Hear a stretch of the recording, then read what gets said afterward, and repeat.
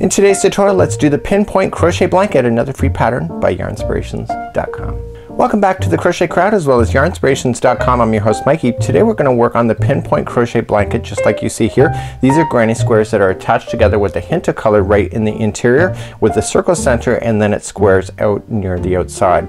So this is a great little pattern to work with. It's a 2-page pattern just like you see here, and on page number 2 there is also a diagram to follow and also the color format in order to follow it if you'd like to make it like the original, just like this.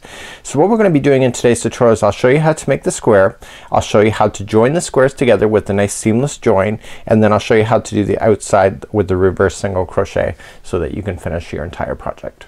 So ahead of time I've done my homework and I have 3 complete, and today I'm going to show you how to make another one right here, and then I'm going to show you how to sew it within here so that you have a nice seamless join. You will see that here that there's no raised edges. I know from this angle you probably can't see that, but you'll see that there's no raised edges when you do it with an invisible seam join just like this, and I'll show you how to do that today as well. Once you have this all complete, then your entire Afghan then circles with the reverse single crochet all the way around. The nice thing about this is that you can change the size of this Afghan depending on how many squares you add, because the outside is just following what's already there. So even for a baby size you could do 6 squares by 6 squares, have a nice baby size about 36 inches, and then this pattern particularly is 52 inches by about 59 inches in order to make it as you see in the pattern. So what you're going to need today is get your Karen 1-pound yarn today, and that's what I'm using, and this is quite a fabulous yarn. You'll get a lot of length out of these balls of yarn because they're so big, and you're also going to need a 5mm size H crochet hook in order to play. So let's quickly review this diagram. So this is what I'm going to be using off camera in order for myself to follow along. So the very interior, number 1, is the splash of color that you see, and the rest of the rows that you see, or the rounds, are the same color. So that's the other color that I used. So if I were you and you were me, what I would do is look at the color scheme just like you see, and do all of round number 1 of all of the different ones that you need. Put those aside in maybe like a shoebox or somewhere that you got safe, and then what I would do is then finish the square. So it's just easier to do all of these little minis in advance and then just be able to finish it off with the rest of the color just like you see here. Now again, the color selection is up to you. You can change anything that you wish. This is just obviously like a recipe. You can change whatever that you feel that you would like to do differently. So let's begin, and let's start on round number 1. So let's begin with the slip knot. Remember that it never counts as 1. So what I want you to do is insert the hook into the slip knot just like this, and I want you to chain 4. So this will count as one of the double crochets eventually. So you're going to chain 4. So 1, 2, 3, and 4. And now what I want you to do is come to the very beginning chain right over here, and I want you to put 11 double crochets into that same one just like there. Okay, so just do double crochets into that same one, and this will cause it to have that nice circling effect that you see right in the center of the square. So the first chaining of 4 counts as one of the double crochets. So when you're going to count these posts, you should be able to count and say 1, 2, 3, and 4. So count that in there. Now just for your record, you would need a total of 12 double crochets going all the way around, which includes that chaining of 4 that you did in the very beginning.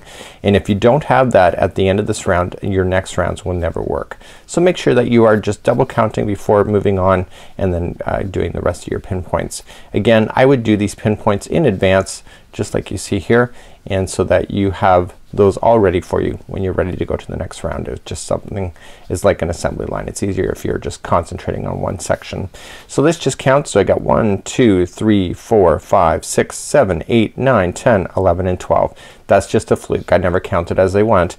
And when I'm done, I just want to insert into the top of the beginning chain 4 and just insert, put a slip stitch in there, so then that closes that off. So what I want to do is that's the end of that color. So that's just your splash right in the center.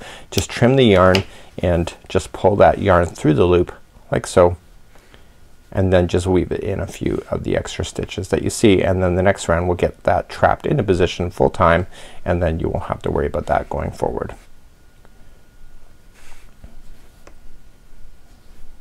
Okay, so make sure that center yarn is also in there nice and good, and make sure it's not gonna be any problems for you. You can trim that down and trim the other one. They're both out, and now it's good to go. So there's your splash of color, and that's what you need to do for round number 1. So let's begin round number 2. Grab your next color yarn. This is going to be the solid color yarn that you see in the entire Afghan. It's the main color. So what you want to do here is that you want to grab your splash of color just like you see, and you want to go into any stitch. It doesn't matter, there's only 12 in there, so you can't go wrong. Go into any stitch and insert your hook. Do not tie any slip knots here. I want you to just loop it and pull it through your hook right here, and let that straggler string fall in around the ring, and you're gonna trap that into position as you go. This is a very easy round. You're gonna chain 3, which counts as a double crochet, and coming into the same stitch where you just did that to put another double crochet.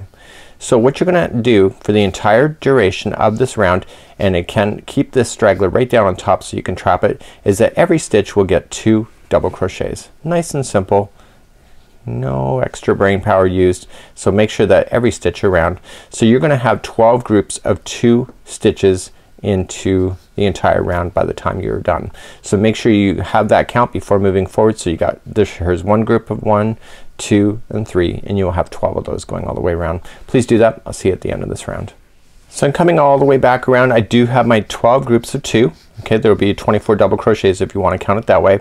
And once you have that done, just slip stitch to the top of the beginning, chain 3. And that concludes that round of number 1. Let's move on, or round number 2, sorry. Let's move on to round number 3. Round number 3, we're going to start off in the edges. You will notice will be higher stitches. They'll be longer than the ones in the middle. So it's gonna have to make a square. So the ones on the corners have to be a longer stitch in order to compensate for that square.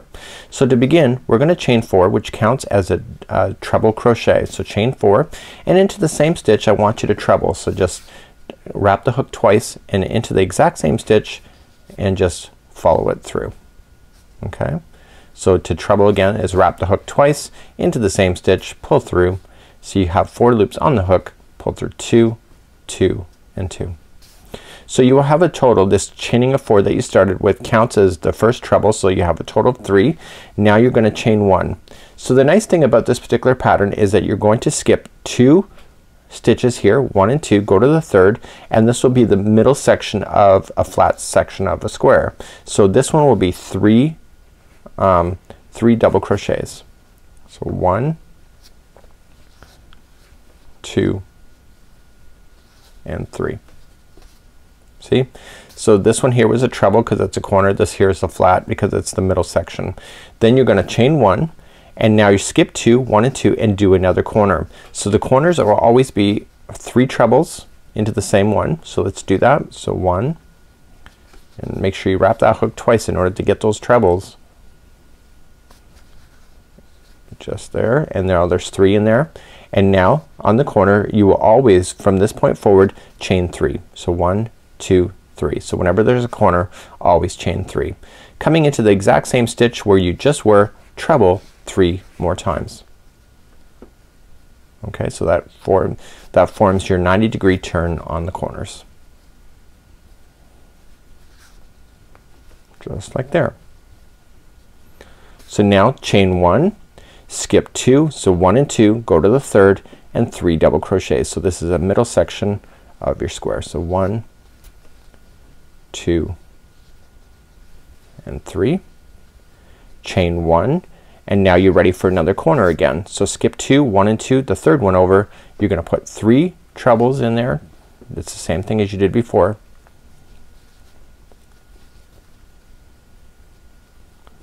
Okay, and then once you get that done, what do you need to do to change turn a corner? Remember how many changes it is? It's 3. 1, 2 and 3, coming into the same one and treble again 3 more times. So there's your 90-degree turn. So okay, so now do you see how to do that? So continue then for the rest of this round. Okay, so chain 1, skip 2, 1 and 2, go to the 3rd, 3 double crochets, and then chain 1, do another corner, and so on. So I'll meet you at the end of this round. As you're coming around then, so you skip 2, go to the middle section, it's the 3rd one over, 3 double crochets. Okay, now when you did this, when you started with just only a partial half corner, just like you see right here. So you make sure chain 1, and you're gonna finish that corner going into the same stitch where you did the starting out of, and you want to treble 3 times.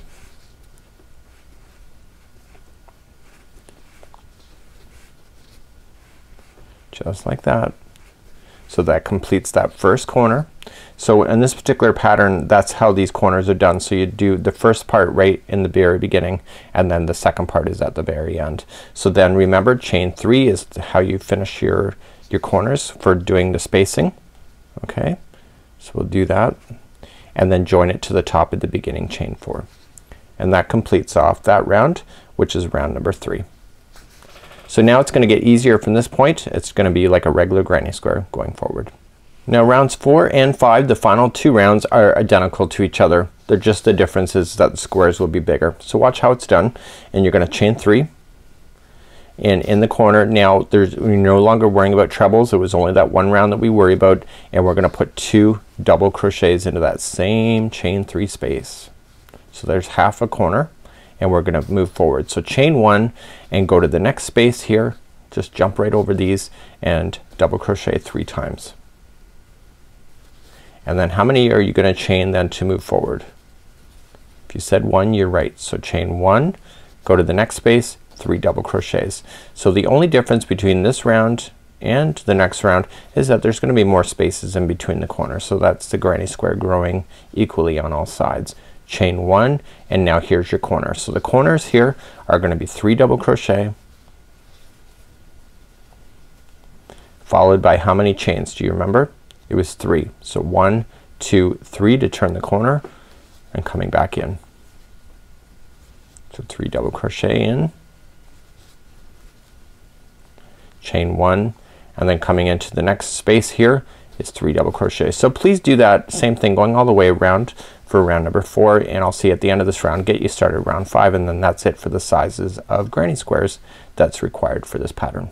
So I'm coming up near to the end. I'm just coming into the final corner, putting in my 3 double crochet, chain 3 to finish, remember, and then join it to the top of the first chain 3.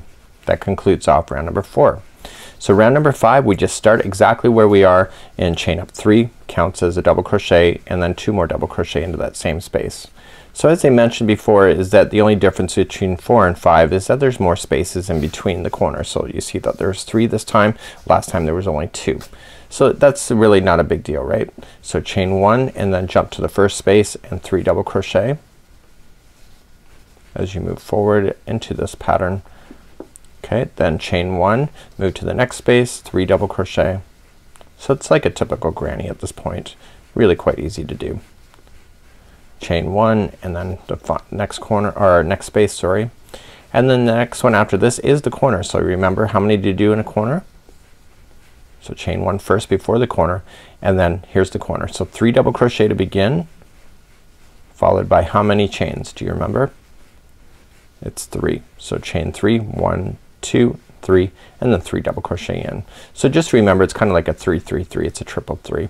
3 double crochet, 3 chain, 3 double crochet. So just keep moving forward. So chain 1 and then move across and then do the outside, and then do the next corner as is. I'll meet you at the end of this revolution because this is the final time that you'll go around this granny in this particular manner, and you'll have to fasten off after that. I'll see you at the end of this revolution. As you come up all the way to the end, you're just gonna do your final corner, and that's it for these granny squares. Now what I would recommend to you, let's just chain 3.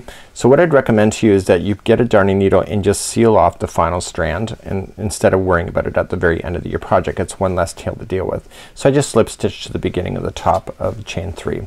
So this is what I would do if I were you, and again that's completely your choice, you are the artist, is that you would just pull it through and you can just weave it in, and some people like to leave all their strands to the end, but then some people it becomes a nightmare when you do so.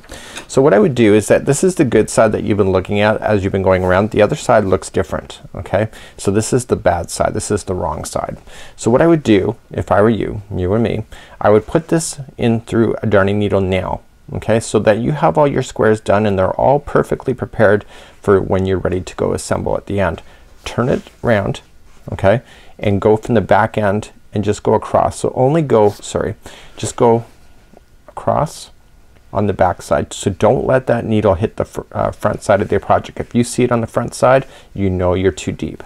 So just coming across 1, and when you do it, just don't manipulate anything so that it's gonna change the look of your project. So come back for 2. Again, it's not on this side, it's only on the back. So just keep it to the fibers on the back and go back the other way for 3. Therefore you can safely trim this out now and you will never see this strand ever again. Okay, so you got it right out of your way, and so now you got a perfect granny now ready to go into your project at the end.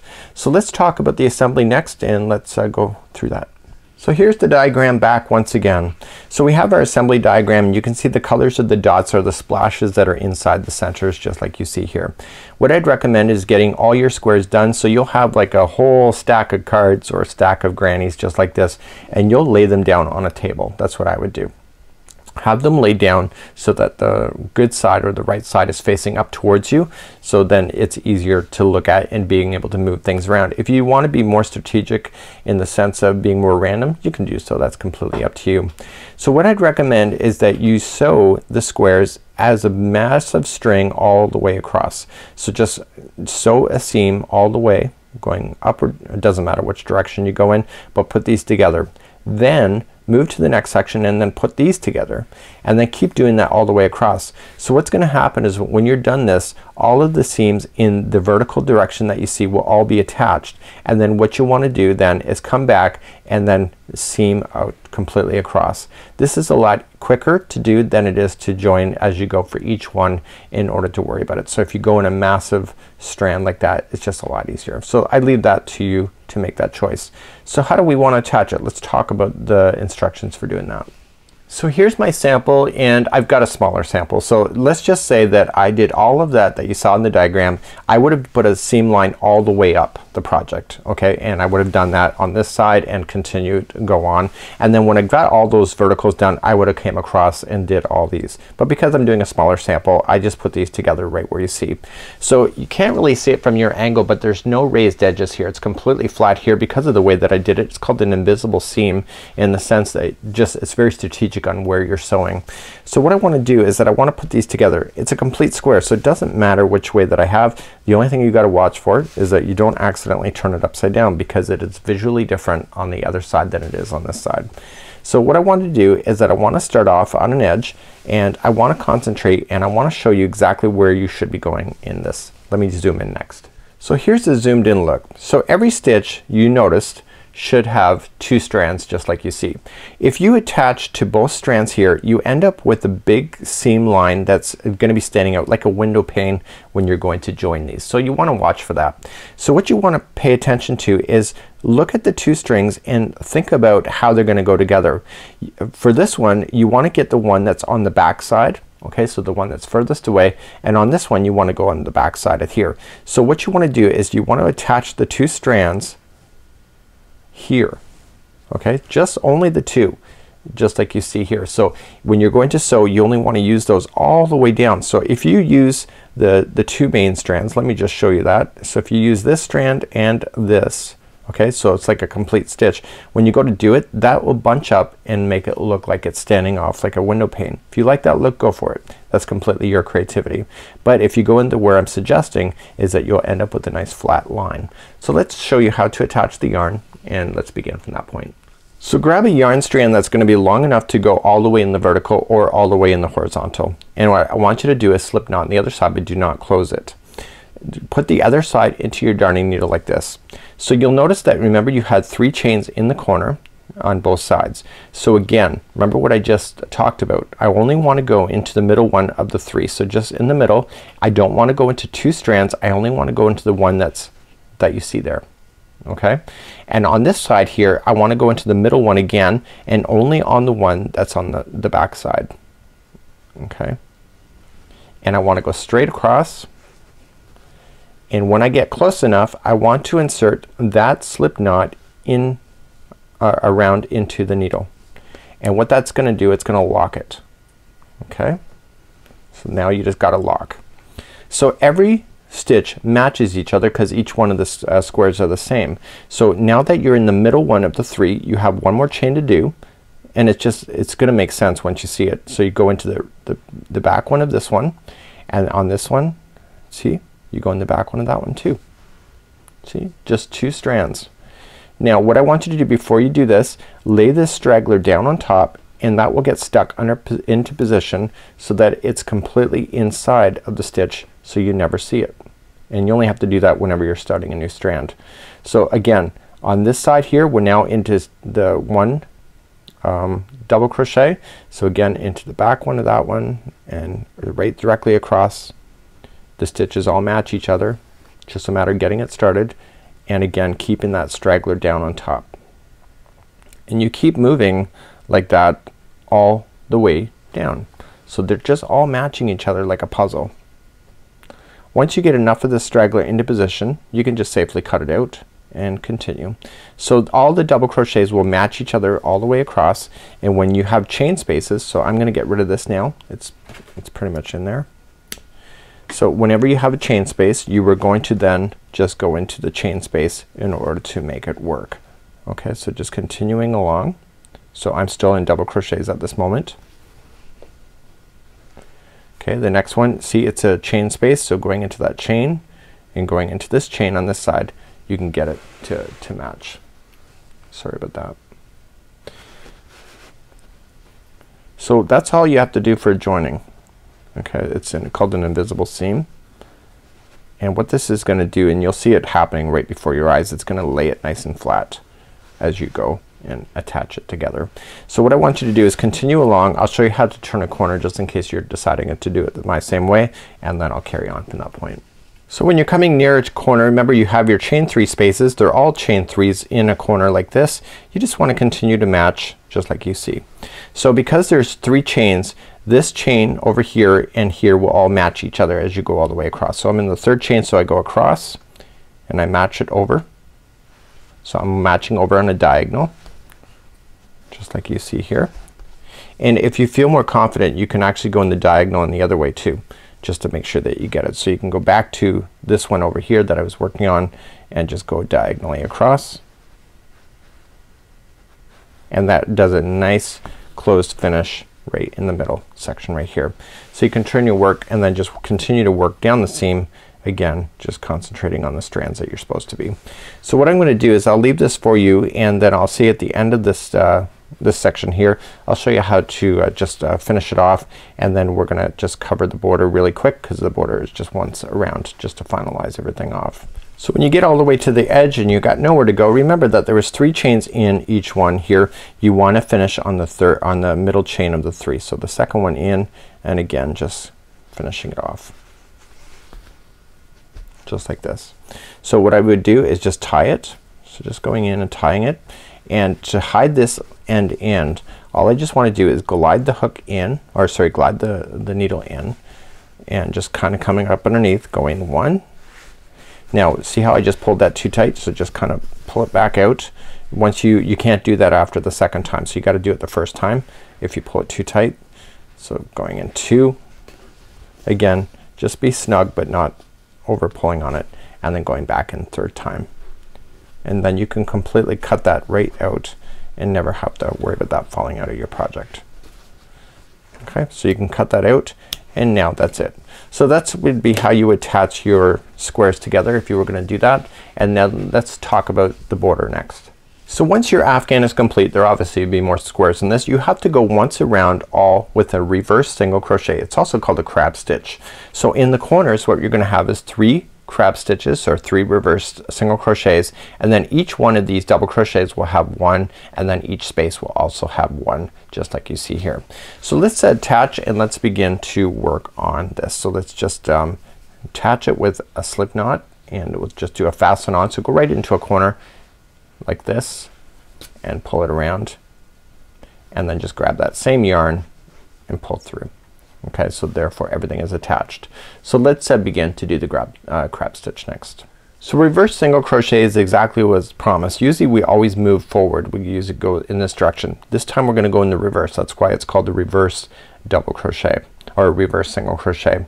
So what we're gonna do is that we've already, just the way that we have attached it, we've already done chain 1, and what we're gonna do is that we are going to then come to the first stitch right in behind. Okay, so just going in to the first stitch. So usually I move forward, I'm moving backward into the first stitch, and I go into that stitch just like this, and then I yarn over, pull through, okay, and then I have 2 loops on my hook, and I yarn over and pull through those 2. So then I move forward and then I move backward in the sense of reverse. So I go to the middle one of the 3 going into that next stitch, pull through. Okay, there will be 2 loops onto the hook, pull through those 2. So they're going into the next one, pull through. There's also other tutorials available for reverse single crochet if this is not connecting with you. So you can either go right into the chain or you can go right into the space, which I would probably do, and just reverse single crochet. So once you get it started and you get used to the motion, you can just quickly speed up and just going in a reverse all the way around. Just make sure that if you decided to go in a space or a chain, you're just consistent so the whole thing looks consistent as you go around. So what I want you to do is reverse single crochet all the way around in the corner spaces of the chain 3s. I want you to put 3 of those in, and then all the rest of it is just 1 reverse single crochet in each. I'll see you at the end of this round. So as you come all the way back around, I'm just reverse single crocheting. I've been all the way around this particular project and I'm coming in, and remember when we attached right in the corner, but we never did any reverse single crochets there. We immediately started right here where my thumb is moving. So what I want to do is grab this straggler here, and now the remaining of this chain 3 is that I'm just going to put in 3 reverse single crochets to finish off this round. So that's it. So what I want to do is that I want to just trim this yarn, and I want to grab a darning needle. Now with reverse single crochet it's best to use a darning needle to finish that off. Now because I just covered the straggler, I can get rid of that out. The reverse single crochet is kind of a really tight stitch, and if you don't finish it off right, what happens is you end up with a gap. Do you see how it's not quite there right here? So what you want to do is you want to just kind of pull it over with the darning needle so that it matches, and what I want to do is come to the reverse side. So this is the good side I'm looking at, so I want to come in behind there and kind of bring it so it looks like it's all matching. Then just turn it over from the back side and just go in and out of the project 2 more times in order to finish off that final strand, and therefore you don't have to worry about that as well. So it's a nice way to be able to weave in your ends and also secure it at the same time. So this is how you do the pinpoint crochet Afghan, just like you see here, and all it just needs is now shaping. You can see that there's beautiful edging just like you see here. Let me zoom out and let's conclude today's tutorial. So this is what it looks like. You got the reverse single crochet around the edging just like you see here. You see it attached. You see the other side here. This is the wrong side. Okay, so it looks completely different. You can still see a little bit of the reverse single crochet on here, but it really does show more on the good side of the project. So this is how you do this pinpoint crochet blanket. Hopefully you enjoy. And on behalf of Yarnspirations as well as thecrochetcrowd.com, have a super day. We'll see you again real soon. Bye bye.